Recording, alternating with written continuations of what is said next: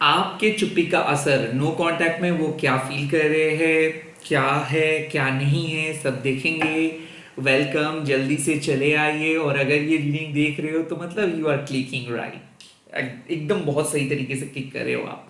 Collective reading है, timeless reading है, soul का कोई जेंडर, सोल का कोई रीडिंग मतलब रिलीजन नहीं है। तो आप जिस इंसान को प्यार करते हो और जिसके साथ नो कांटेक्ट फील कर रहे हो, लाइक बात नहीं हो रहे, उन्हीं के बारे में ये रीडिंग है। जो जो चीज़ रेजोनेट करेंगे वही चीज़ों को ले लीजिएगा, बाकी सारी चीज़ों को छोड़ दीजिएगा।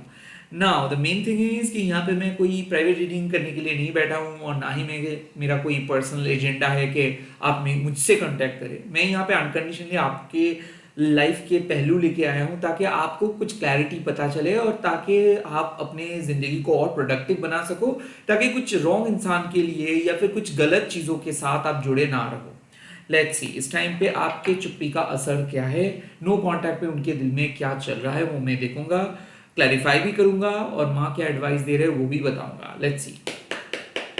इस टाइम पे आप वीडियो को लाइक करके एनर्जी को एक्सचेंज कीजिए, और ग्रेटिट्यूड के साथ थैंक यू माँ काली लिख दीजिए कमेंट सेक्शन पे। उससे क्या होगा, आप अपनी तरफ से अपना एनर्जी को एक्सचेंज करेंगे।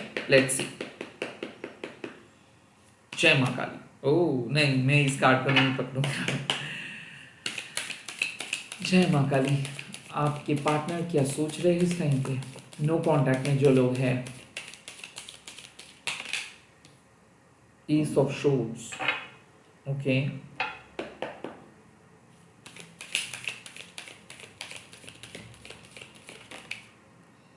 क्वीन ऑफ पेंटिकल्स,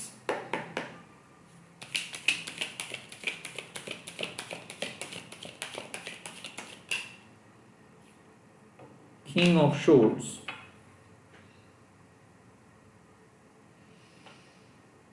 डिसीजंस लेने के बारे में सोच रहे हैं वो, आपके बारे में सोच रहे हैं वो, बहुत ज़्यादा गहरा सोच है, बात करना चाहते हैं वो, आपके वैल्यू को समझ रहे हैं वो, आपके पास आने की कोशिश कर रहे हैं वो। Let's see, clarify. Ace of swords का क्लैरिफायर क्या है?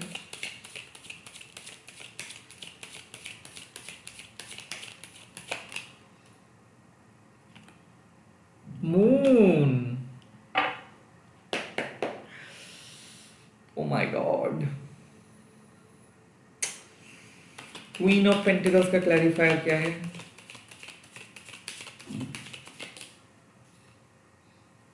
Eight of wands,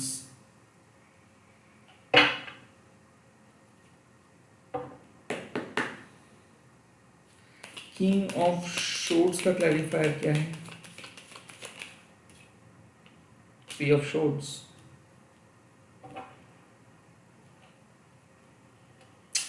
six of pentacles. ये इंसान नो कांटेक्ट में गए थे, या फिर आपको गोस्ट किए थे, या फिर मुझे लगता है कि ये इंसान आपके साथ बात नहीं किए थे, बिकॉज ये आपको बोल नहीं पा रहे थे अपने मन की सच्चाई को।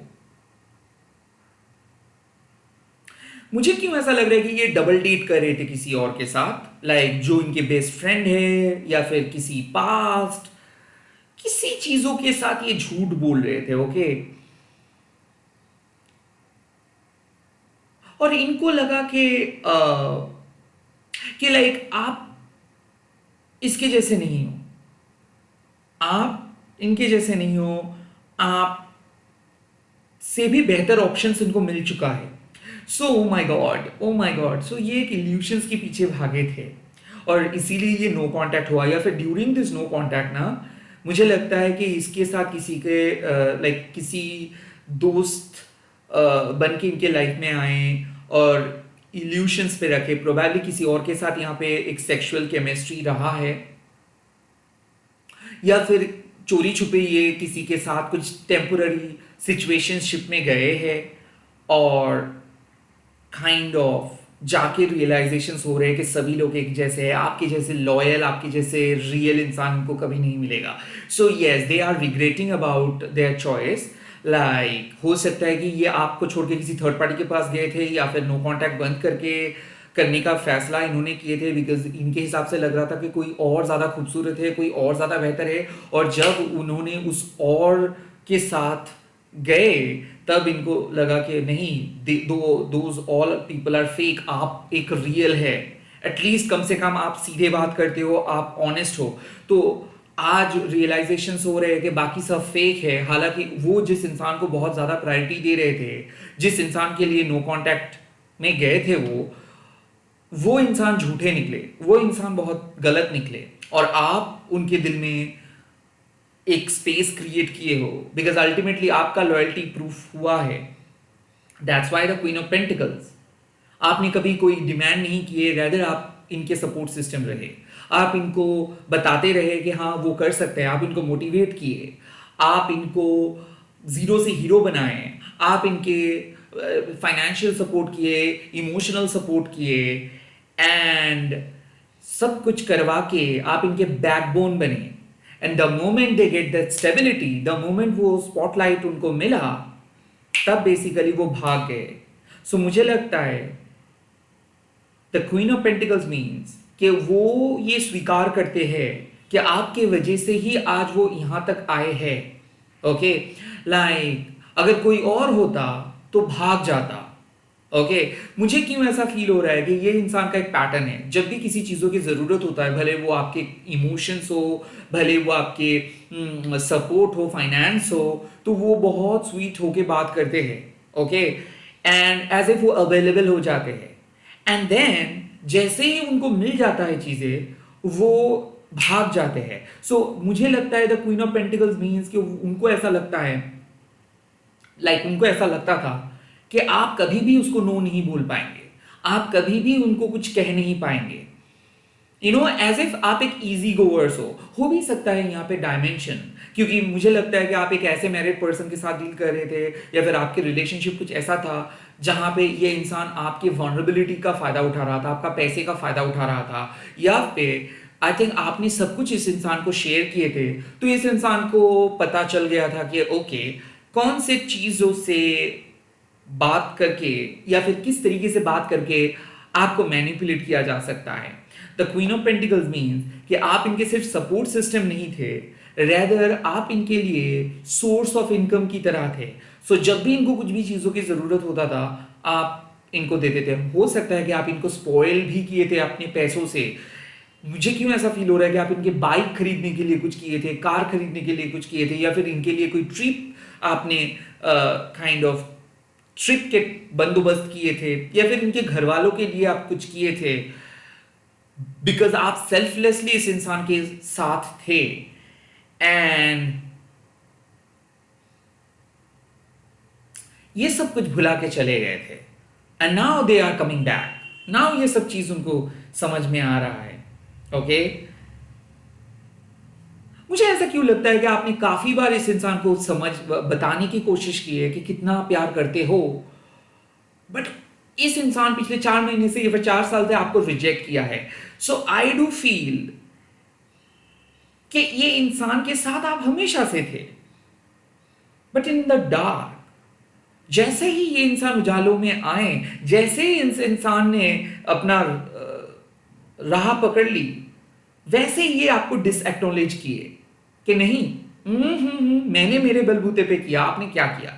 सो ये इंसान ने क्या किया, ये इंसान आपके एफर्ट्स को डिसएक्नॉलेज किया, ये इंसान आपको स्लोली साइलेंटली कट ऑफ किए, and all of a sudden ये चले गए गोस्ट करके। और नाउ इनको ऐसा लग रहा है, क्योंकि माया जो है, जिस इंसान के पास वो गए थे, जैसे वो मोह, वो माया भंग हुआ, वैसे इनको समझ में आ रहा है कि नहीं, इन्होंने बहुत बड़ा चीज खोए।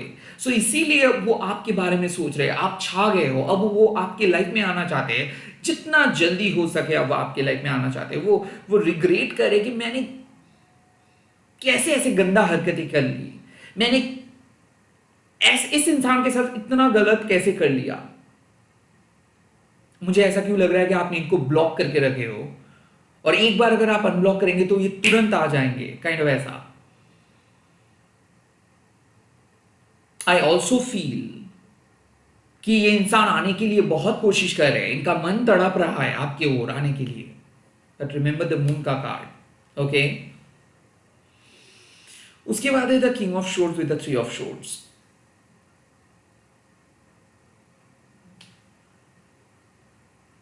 आई थिंक ये इंसान बहुत ही लॉजिकली करेक्ट है, रेजर शार्प है। ओके,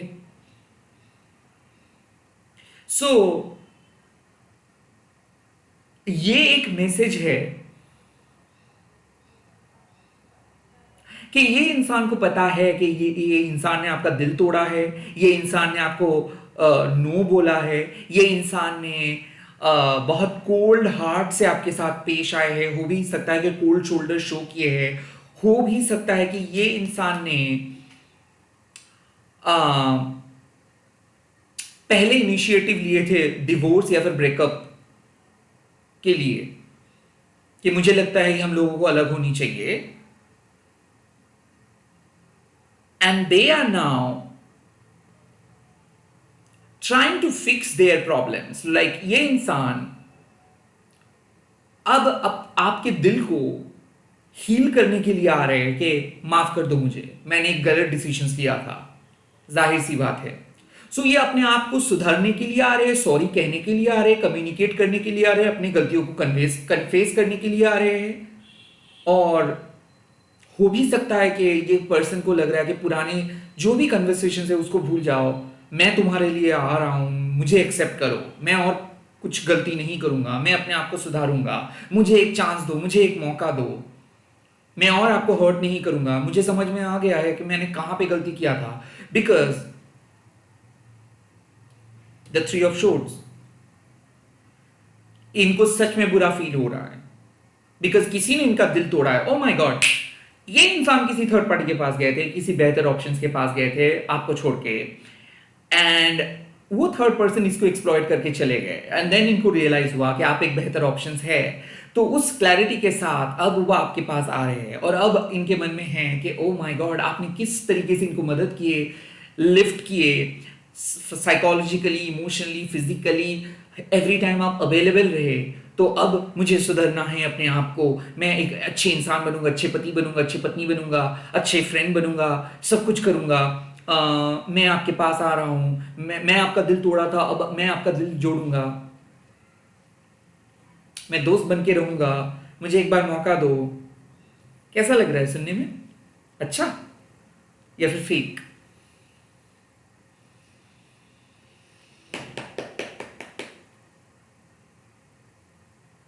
क्या एडवाइस माँ दे रहे हो आप मेरे व्यूअर्स को?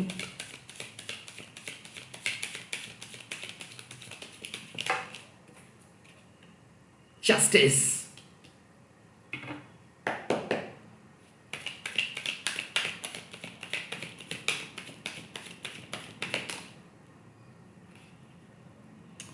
Night of pentacles,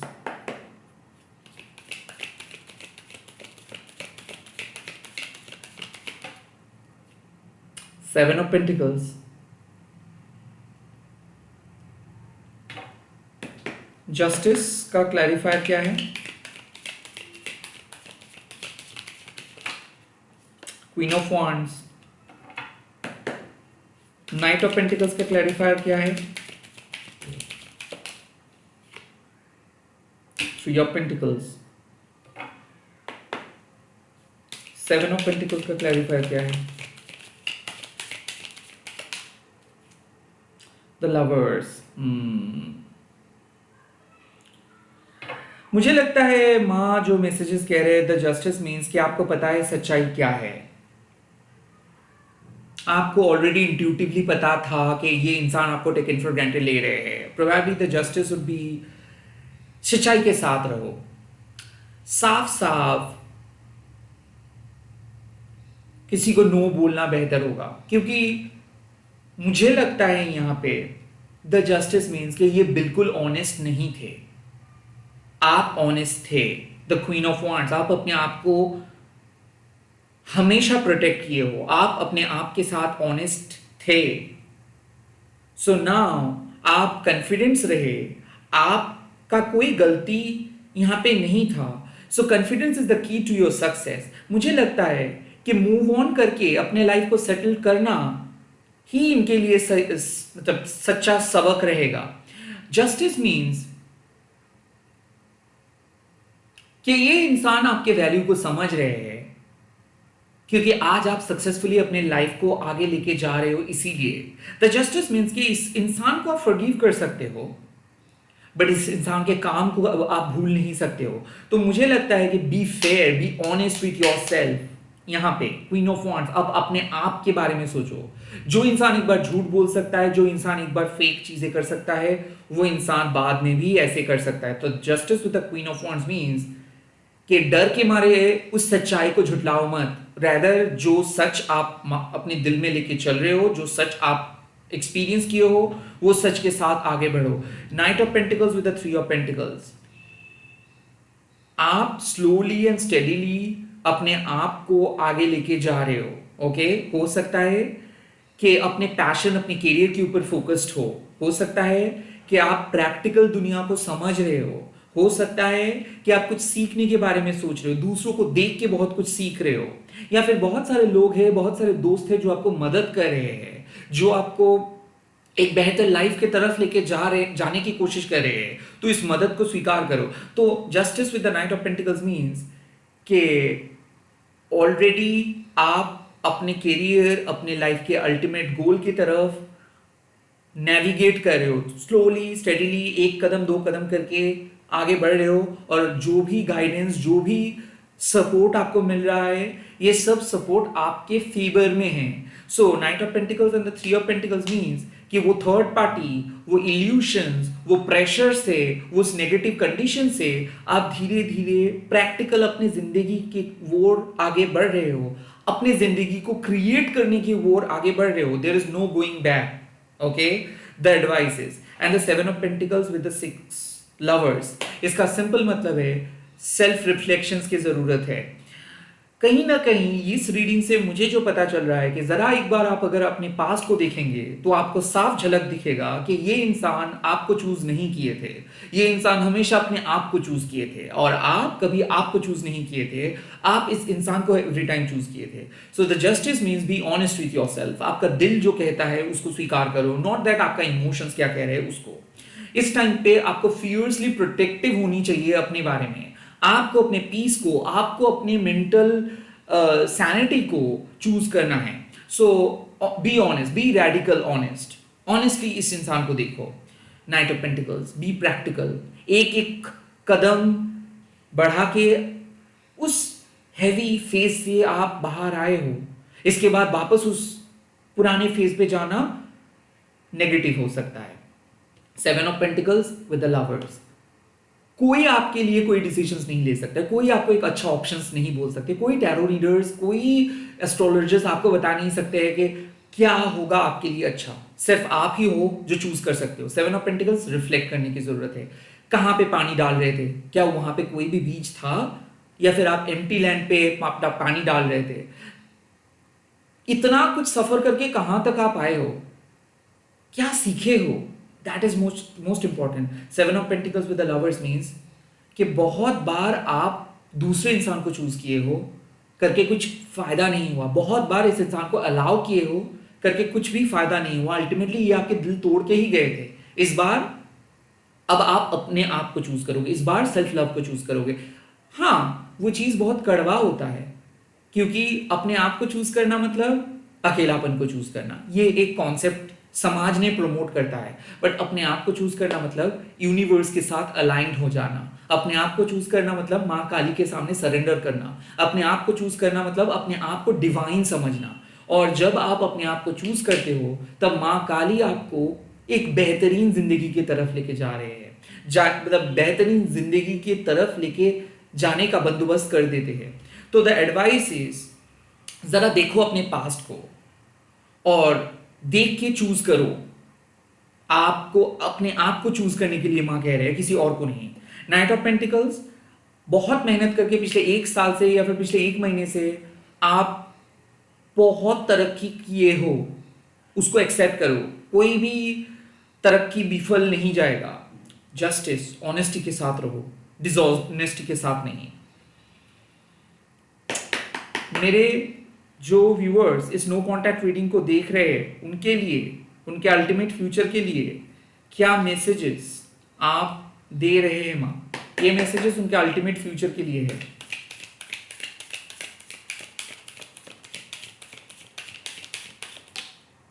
four of pentacles, grip, जो ग्रीप पकड़ के बैठे हो कि उनको आना है, उनको आना है, उनको मेरे लाइफ में आना है, इस ग्रीप को लूज करो। रैदर जितना ज्यादा आप पकड़ के बैठेंगे उतना ही ज्यादा ये लोग नहीं रहेंगे। आपको समझना है कि आप बेहतर डिजर्व करते हो लाइफ। आपको ऐसे इंसान बहुत सारे मिलेंगे, बट आपको किसी के लिए कॉम्प्रोमाइज नहीं करना है। The four of pentacles means कि काइंड ऑफ एक प्रॉवर्टी कॉन्शियसनेस में आप बैठे हो कि मुझे छोड़ के मत जाओ, मुझे छोड़ के मत जाओ, मुझे कोई और नहीं मिलेगा। आपको बहुत सारे मिलेंगे। फोर ऑफ पेंटिकल्स मीन्स कि आप यही समझो,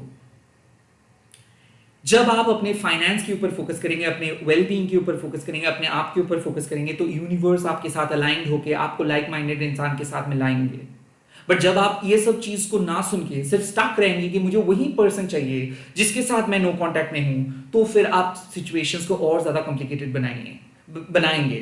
तो यहाँ पे फोर ऑफ पेंटिकल्स का मतलब है कि यूनिवर्स को करने दो उनका काम उनके तरीके से। आप मेंटल जो ग्रीप है कि नहीं मुझे इस इंसान के साथ मिलना है, मुझे इस इंसान के साथ मिलना है, कोडिपेंडेंसी जो है उसको आप हटाओ, अपने आप के ऊपर भरोसा करो।